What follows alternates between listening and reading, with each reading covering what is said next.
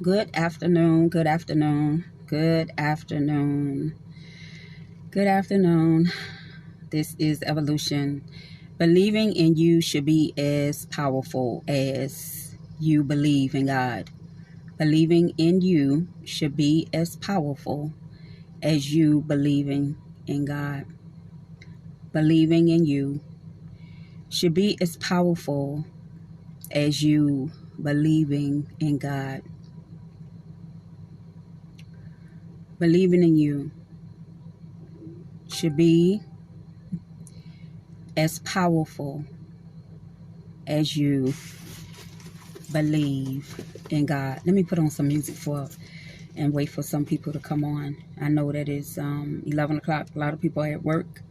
Believing in you should be as powerful as you believing in God. And I know that sounds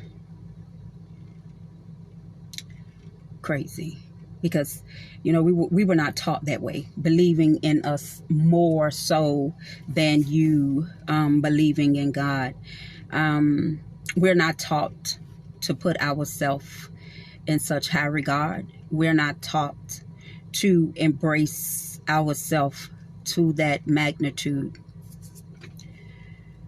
But I took a journey that I didn't recognize. Good afternoon. Thanks for watching.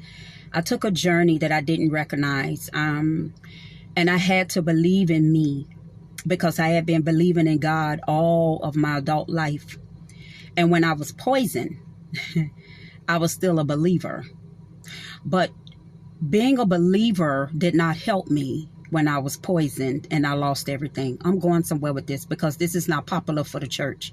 It's not popular for religion. It's not popular. But now it's the season that God says, believe in who I created. Believe in who I created. Many are waiting because this is what we were taught. And I have to walk in bravery and own this message that God has given me for this season, for this time. Because we have been behind the four walls of the church for many a year. Hear what I'm saying? We have served in so many different capacities. And thanks for watching. We have served in so many different capacities in ministry. I served for over 20, almost 30 years in ministry. But when I was poisoned, what I learned in church didn't help me. I want y'all to hear me. I'm going somewhere with this. What I learned via the four walls of church did not help me recover my life. It did not help me stabilize mentally. It did not help me stabilize emotionally. When you lose everything in the middle of life, hear me, I lost at 50, 51. I'll be going on 55 in October. But when you lose in the middle of life, it's a game changer in your psyche. It's a game changer in your heart and your spirit. And now all of a sudden you want to know, God, where are you? How did this happen to me? If I serve you all of these years, then why did you allow me to be poisoned? Okay. I'm using this for a reason. Because now is the time that God says, I want you to maximize who you are, who I created you to be to your core. Don't use me as your reason for not maximizing you. Don't use me saying that I'm waiting on God in order to do this big, hard thing. You are powerful. Hear what I'm telling you. I tapped into a place inside of me that I did not know exist. I tapped into a place that I did not know exist. I tapped into an authority and a power and a stabilization that I did not know exist until I had to rebuild life. And I want you to hear me. This is not a popular message. The time is over with us depending on God to do this thing. When I was poisoned, what I learned about God was thrown away. It was thrown away, because how is it that a woman that's 50 years old, I'm still building my life, but I'm going somewhere with this. What I was taught about my relationship with God didn't help me. It didn't help me. My emotions were off whack. Mentally, I was off. My spirit was not responding.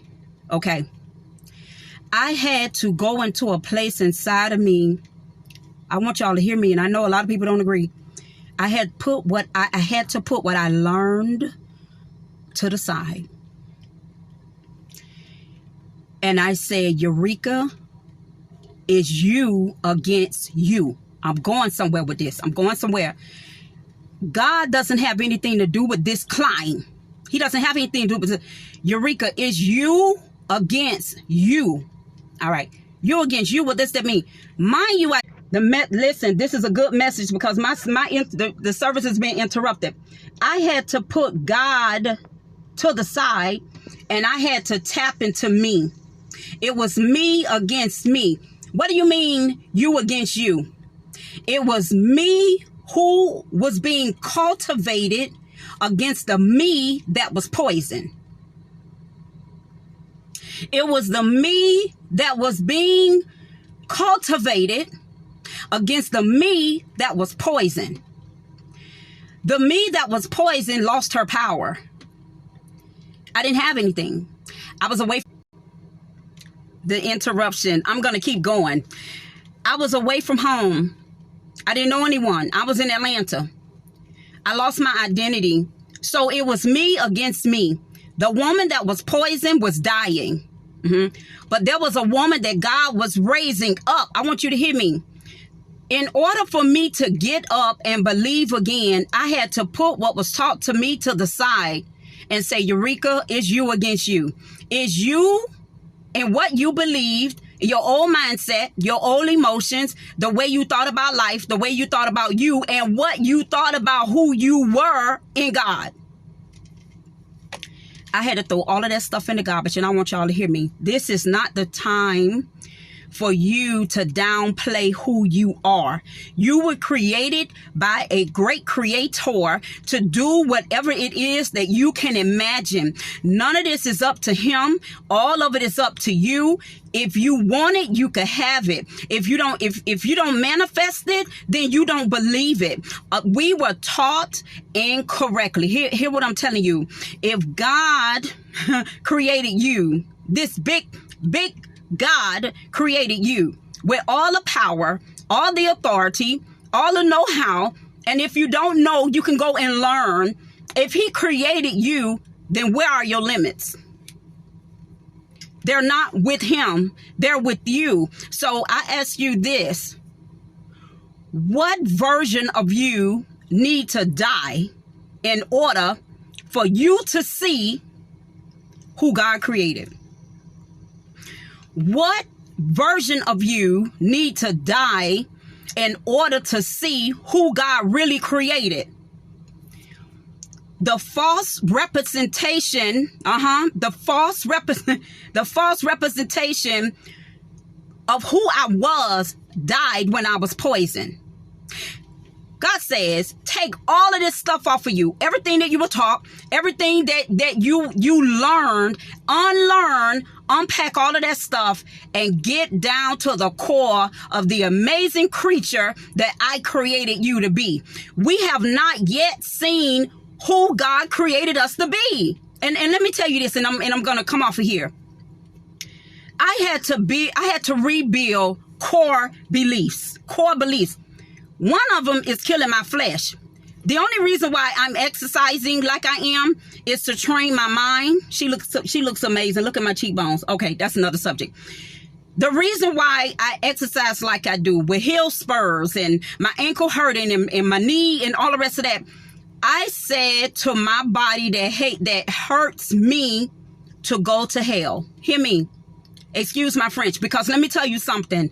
When you are so passionate about you, and God has shown you, you haven't seen who I created yet, then who am I? It's time to go to work. So I'm going to leave this with you. I dare you. Oh my God. I dare you. Woo, because I'm taking the journey. And you guys have no clue. I've been facing something that I've never faced before since March. But I made a decision. I'm facing something that I've been facing ever since February. Something that I never thought that I would ever endure. But I had to put the wounded person that endured those attacks under subjection and tell that person, because we have so many different, we are so complex in who we are. And if we don't understand how to nurture everything that we are, then because of one part of us have been hit, everything about us will die. That's a whole nother lesson. Listen, God gave me a whole journey of teaching to teach the ones that's willing to learn, because this is not popular. I know that this is not popular. What part of you need to die so the rest of you could live? After I faced a life-altering situation in my emotions in February, March, and I still had a conference to go to in Miami. I want y'all to hear me. See, because a lot of people talking about the walk and they're talking about what they're doing. I want you to know that I endured an emotional attack that I never thought that I would ever experience. But I had to take that person that was hit, and I had to tell her, I'm not going to fail me for you.